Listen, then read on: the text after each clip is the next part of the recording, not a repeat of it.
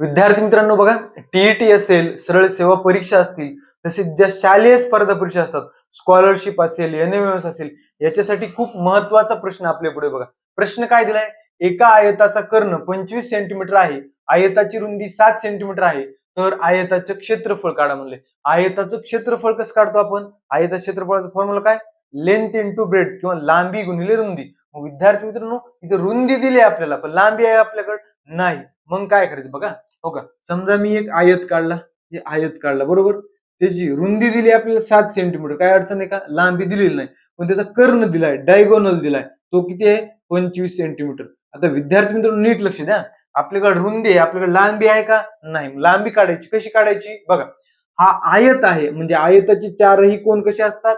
काटकोन असतात. मग विद्यार्थी मित्रांनो बघा, हा जर त्रिकोण आपण बघितला, हा काटकोन त्रिकोण होतोय. इथं पायथागोरस थेरम आपण लावू शकतो. काय असतो बघा पायथागोरस थेरम? कर्ण वर्ग बरोबर उंची वर्ग अधिक पाया वर्ग. मग विद्यार्थी मित्रांनो इथे आपण त्रिकुटाचा पण वापर करू शकतो. पायथागोरस त्रिकूट काय असतं बघा? 7, 24, 25. 7, 24, 25 म्हणजे ही किती येणार? 24 सेंटीमीटर येणार. आता आपले क्षेत्रफळ काढायचे, सोपं असतं क्षेत्रफळ.